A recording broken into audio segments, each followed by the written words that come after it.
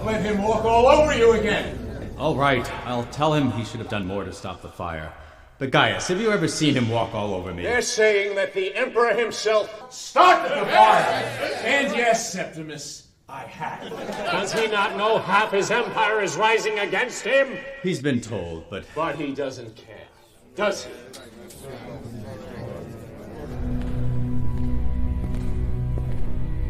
Quite apart from the fact that he's clearly a lunatic. Oh, and that's your professional opinion? No. Spotting lunatics is merely a hobby of mine. Well, forgive me, Gaius, but I'm not going to tell the most powerful man in the world that he's a lunatic. But I will demand answers.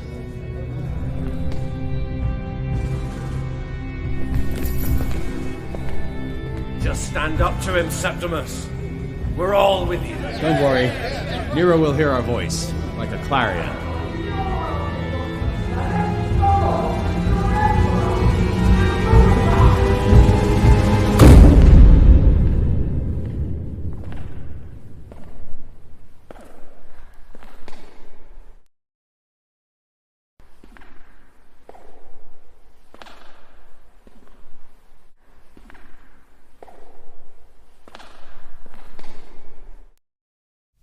I was summoned.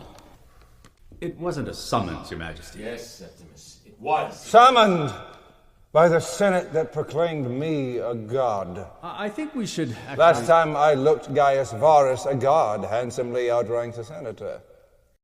There are some urgent matters that we must address, Your Majesty. Are there now?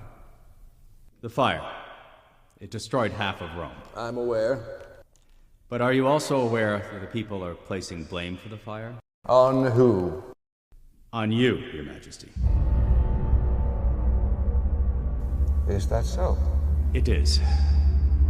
Well, what have you done about it? Done about it? Yes, you're the Senate. What have you done about it? Your Majesty, the Senate of Rome doesn't deal with rumors. Well, apparently it does, because I have been summoned here to talk about them. We were merely trying to avert the... Is there not one man of will among you? What will you do about these vile rumors? Invertebrate. Well, then I will tell you what we will do. We will find out and seek the culprit. If Your Majesty could be more specific. It has been proven to my satisfaction that the fire was started by a religious cult, the Christiani. I don't know much about their Majesty, but I'm sure they wouldn't do anything. Well, then how fortunate that I am here to educate you, Senator. But the Christians are Do just... you know what they believe? Just vague ideas. They worship a criminal who was executed by the Roman court. They believe that he came back from the dead and he's walking around the earth, a living corpse, if you will. And they have ceremonies where they drink of his blood and they eat of his flesh, but of course it is not his blood and his flesh. It is the blood of the babies that are stolen from our streets. And as an act of revenge, they have burned down our beloved city. And are you prepared to tolerate such blasphemers in our midst? No, they must not be tolerated. They have spread like a plague, and you have done nothing. We will bring their leaders back to Rome, and we will make an example of them. We will stage their executions for our amusement, and the last thing that they will hear will be our laughter and applause. And in their blood it shall be written in the scorched earth that there is only one Rome, there is only one Nero, and there is only one Caesar! Hail Caesar!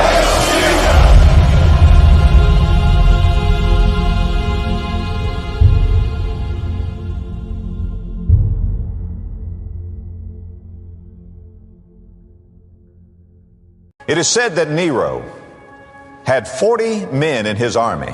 These 40 men were wrestlers. They were Nero's wrestlers, gladiators, who would come there to the field of endeavor, to the Agon, to wrestle for Nero. And they wanted to please their emperor. And as these 40 wrestlers would come there to wrestle before the emperor would sit there in his finery, in his velvet box, draped, sit there upon his throne and watch the games as these wrestlers would wrestle. They were the finest athletes in all of Rome. They would come out there with their square shoulders and bulging biceps, look up into the box of their emperor, and they would chant, "We are 40 wrestlers wrestling for thee, O emperor, to win for thee the victory, and for thee the victor's crown." Everybody in the empire knew who these wrestlers were. They were the counterpart of our Olympic champions today. Then word came to Nero that some in the army had become Christians. Christianity was beginning to spread. To be a Christian now was a crime worthy of death.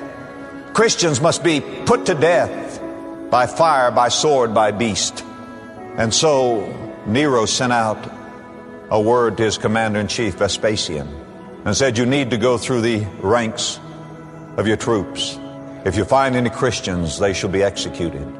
Vespasian lined his troops up, and he said, "An edict has come from the emperor. Should there be any Christians, I'm going to ask you to confess to being Christians." And I'm told that a Christian will never deny that he's a Christian.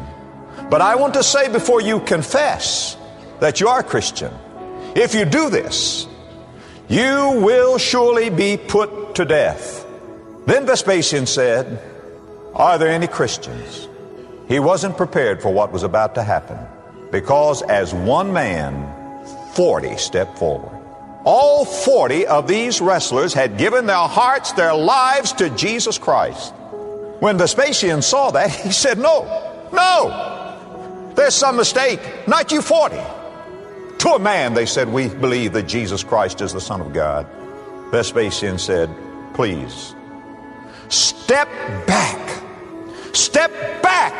renounce your faith, and it'll be over." Not a one of them moved. Vespasian said, "I cannot put you to death with the sword. I believe you've not thought it through. Surely you'll renounce your faith." He said, "I have a plan." It was in the middle of winter. Vespasian built a fire on a frozen lake, a big roaring fire. Then he took from those 40 men their helmet, their breastplate, their greaves of brass, their shoes, their shirt, their undergarments, stripped them down to absolutely nothing in that sub-zero weather, and turned them away in the darkness, and said, "You will stay out in the darkness until you freeze." But he said, if any of you out there in the cold and the darkness decide that you want to renounce Christ, all you have to do is come to the fire. Surely thinking they would come to the fire. Vespasian sent them out there, and the 40 men went out there. He wasn't prepared for what he was about to hear, because he heard the chant that he'd heard so many times, but now it was different. And this is what they were chanting: "We are 40 wrestlers wrestling for thee, O Christ, to win for thee the victory, and from thee the victor's crown." Vespasian said, "Well, they're chanting now." But they will soon change. But on through the night, as the cold grew deeper, they heard this chant: 40 wrestlers wrestling for thee, O Christ, 40 wrestlers wrestling for thee, O Christ, to win for thee the victory, and from thee the victor's crown. It grew weaker and weaker and weaker. They were being numbed by the cold. But then the chanting stopped, and Vespasian looked, and there, slithering across the ice, was the naked form of one of those soldiers, turning his back on Jesus Christ, coming to the fire. Vespasian said, "Ha! Here he comes! The rest will soon follow. I knew it! I know men. The others will be coming soon." But he wasn't prepared for what he was about to hear. He listened, and he heard in the darkness, 39 wrestlers wrestling for thee, O Christ, to win for thee the victory, and from thee the victor's crown. When Vespasian heard that, and he looked at the miserable form before him slithering on the ice, according to the story, the way I heard it, Vespasian took from his head his helmet, took from his chest his armor, took from his back his shirt, from his feet his shoes, and ran toward the 39, saying, 40 wrestlers wrestling for thee, O Christ, to win for thee the victory, and from thee the victor's crown. Jesus wrestled for me. I want to wrestle for him. Don't you?